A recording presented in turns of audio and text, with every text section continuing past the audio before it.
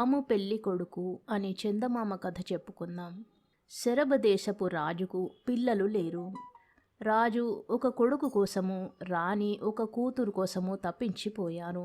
ఒకరోజు రాణి తమ ఉద్యానవనం అవతల ఉన్న చెట్ల మధ్య విచారంగా పచారులు చేస్తూ ఉండగా ఒక ఎండు చెట్టు మొదట్లో ఒక పళ్ళు లేని బోసి నోటి ముసలిది కూర్చుని, "ఏం మహారాణి, అంత విచారంగా ఉన్నావు?" అని అడిగింది. రాణి తన గొడవ ఆ ముసలిదానికి చెప్పుకున్నది. "నీకు పిల్లలు కావాలంటే నేను చెప్పినట్టు చెయ్యి. ఈరోజు సూర్యాస్తమమైన వెంటనే మీ పూల తోటలో ఈశాన్య దిక్కున నేల మీద ఒక బంగారు గిన్నె బోర్లించు. రేపు ఉదయం సూర్యుడుదయించబోయే సమయంలో గిన్నె ఎత్తి చూడు. దాని కింద ఒక బుల్లి మొక్క కనిపిస్తుంది. దానికి 2 రెమ్మలుంటాయి. ఒక రెమ్మన తెల్ల పువ్వు, రెండో రెమ్మన ఎర్ర పువ్వు ఉంటుంది. తెల్ల పువ్వు రెక్కలు తింటివా మగపిల్లవాడు పుడతాడు.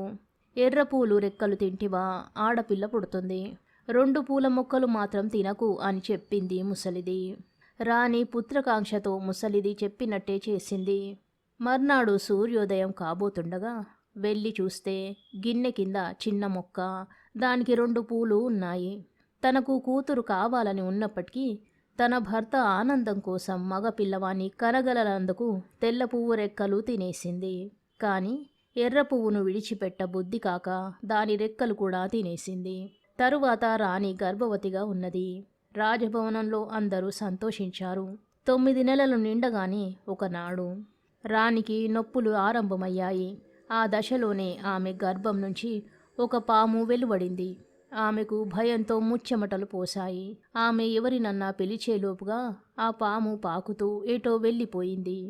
తరువాత రాణికి నొప్పులు జాస్తి అయి ఆమె ఒక అందమైన కొడుకును కన్నది. అందరూ రాణి కన్నది ఆ ఒక్క కొడుకునే అనుకున్నారు. ఏళ్లు గడిచాయి. రాజకుమారుడు దినదిన ప్రవర్ధమానుడై యుక్త వయస్కుడయ్యాడు. రాజు తన కొడుకుతో, "నాయనా, నీవిప్పుడు వివాహయోగ్యుడివి. నీకు కావలసిన భార్యను నువ్వే వెతుక్కుని వెళ్ళి చేసుకో" అన్నాడు. రాజకుమారుడు సపరివారంగా దేశాటనకు బయలుదేరాడు. అతను నగరం విడిచి కొద్ది దూరం వెళ్ళాడో లేదో ఒక పెద్ద చెట్టు కొమ్మను చుట్టుకుని ఉన్న ఒక మహాసర్పం పెద్దగా బుస కొట్టి అతని దారికి అడ్డొచ్చింది. రాజకుమారుడెక్కిన గుర్రం బెదురుకుని వెనక కాళ్ళపై లేచి నిలబడింది. పైనున్న రాజకుమారుణ్ణి కింద పడేసినంత పనిచేసింది. "ఒరే, నా పెళ్లి తర్వాతే నీ పెళ్ళి" అని ఆ సర్పం మనిషి భాషలో అరిచింది. రాజకుమారుడు బెదిరిపోయి సపరివారంగా వెనక్కు తిరిగి వచ్చేశాడు. వచ్చి తండ్రితో పాము అన్న మాటలు చెప్పాడు. రాజు అంతా విని తన భటులను పిలిచి, "ఒరే, మీరందరూ వెళ్ళి ఆ దిక్కుమాలిన పామును చంపిరండి" అన్నాడు. రాణి కంగారు పడి రాజు ప్రయత్నం ఆపి తనకు బోసినోటి ముసలిది కనబడిన తరువాత జరిగిందంతా చెప్పి, "ఆ పాము మన పెద్ద కొడుకే. వాడికి పెళ్లి కాకుండా చిన్నవాడి పెళ్లి ఎలా చేస్తాం" అన్నది. "ఎక్కడి ప్రారబ్ధం వచ్చి పడిందిరా భగవంతుడా" అనుకుని రాజు ఒక దూరదేశపు రాజు వద్దకు దూతలను పంపి, "మీ అమ్మాయిని పంపండి, నా కొడుకు చేసుకుంటాను" అని అడిగించాడు.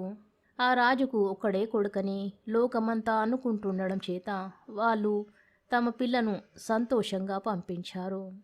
పాముకు ఆ రాజు కూతురికి రహస్యంగా పెళ్లి చేసి గదిలోకి పంపేశారు. ఆ రాత్రి పాము దుస్తులు తప్ప మరేమీ మిగిల్చకుండా రాజకుమార్తెను మింగేసింది. జరిగిన ఘోరం సంగతి విని రాజు నెత్తి నోరు బాదుకున్నాడు. పాము తన దారిన తాను ఎటో వెళ్ళిపోయింది. మరుసటేడు రాజకుమారుడు కన్యాన్వేషణకై మళ్ళీ బయలుదేరాడు. ఈసారి కూడా అతన్ని సర్పం అటకాయించి, "తమ్ముడు, నా పెళ్ళి అయితేనేరా నీ పెళ్ళి" అన్నది. ఈసారి రాజుకు మతిపోయినట్టయింది. పాము ఇలా ఎంతమంది రాజకుమార్తెలను పొట్టన పెట్టుకుంటుందో. ఆయన నగరం వెలుపల అరణ్యంలో ఉంటున్న ఒక కాపు వద్దకు వెళ్ళి, "నీకిద్దరు కూతుళ్ళున్నారట. ఒక కూతుర్ని నా కొడుక్కిచ్చి వివాహం చేశావంటే నిన్ను ఐశ్వర్యంలో ముంచెత్తుతాను" అన్నాడు. "కొడుకంటే పామేనా మహారాజా? నాకు ఐశ్వర్యం వద్దు, ఇలాగే బతకనివ్వండి" అన్నాడు కాపు. పాము సంగతి ఎంత దాచినా దాగలేదు. కానీ రాజు పట్టుబడితే బీదవాడైన కాపు ఏం చేయగలడు? కాపు పెద్ద కూతురికి పాముకు పెళ్లి నిశ్చయమైంది. మర్నాడే ముహూర్తం.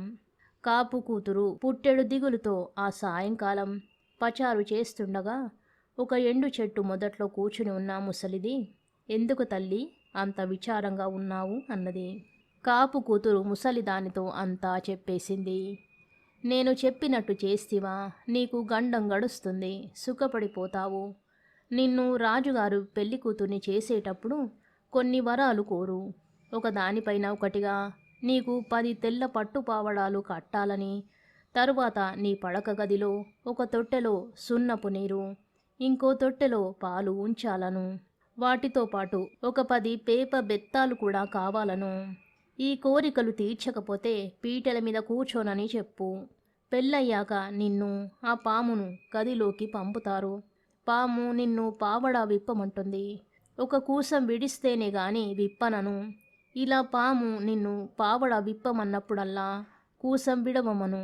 పాముకు 7-8 కూసాల కన్నా ఉండవు. అది ఇంకా కూసం విడవలేని దశకు వచ్చాక పేపబెత్తం ఒకటి తీసుకో. దాన్ని సున్నపు నీటిలో ముంచి పామును ఒళ్ళంతా హూనమయ్యేటట్టు బాదు. ఒక బెత్తం విరిగితే ఇంకో బెత్తం తీసుకో. పాము తల నుంచి తోకదాకా మాంసం ముద్ద అయిపోయి కదలలేని స్థితిలో ఉన్నప్పుడు దాన్ని ఎత్తి పాల తొట్టెలో ముంచి బాగా కడుగు.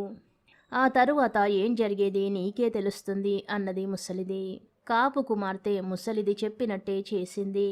అంతా ముసలిదన్నట్లే జరిగింది. పడక గదిలోకి రాగానే పాము భయంకరంగా బుసపెట్టి, "పావడా విప్పు" అన్నది కాపు కూతురుతో.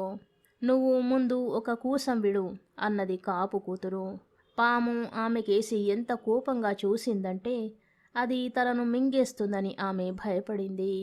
కానీ పాము నేల మీద యాతనపడి మెలికలు తిరిగి ఒక కూసం విడిచింది. కాపు కూతురు ఒక పావడా విప్పి కూసం మీద పెట్టింది.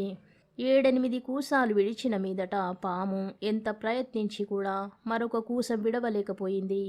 ఆ దశలో కాపు కూతురు ఆ పామును సున్నపు నీటిలో ముంచిన బెత్తంతో నుజ్జు నుజ్జుగా బాదింది. పాము బాధతో మెలికలు తిరిగసాగింది. అది కదలలేకుండా పోయాక ఆమె దాన్ని పోగు చేసి పట్టి ఎత్తి పాల తొట్టెలో వేసింది. మరుక్షణం ఆవలిస్తూ ఒళ్ళు విరుచుకుంటూ ఒక నవమన్మధుడు లాంటి యువకుడు పాల తొట్టెలో లేచి నిలబడ్డాడు. తూలుతూ పడబోతున్న ఆ కుర్రవాన్ని కాపు కూతురు మంచం దగ్గరికి నడిపించుకు వచ్చింది. అతను దానిపైన సొమ్మసిల్లి పడిపోయి గాఢ నిద్రపోయాడు. మర్నాడు రాజనగరులో కాపు పిల్ల సాధించిన ఘనకార్యం నగరమంతటా తెలిసింది. రాజు తన పెద్ద కొడుకు అతడి భార్యకు వైభవంగా రాజ్యాభిషేకం చేశాడు. రాజు రెండో కొడుకు తన వదినగారి కన్నా గొప్ప భార్యను పెళ్లాడడం ఇష్టం లేక కాపు రెండో కూతుర్ని పెళ్లాడేశాడు. అందరూ సుఖంగా ఉన్నారు. కథ సమాప్తం.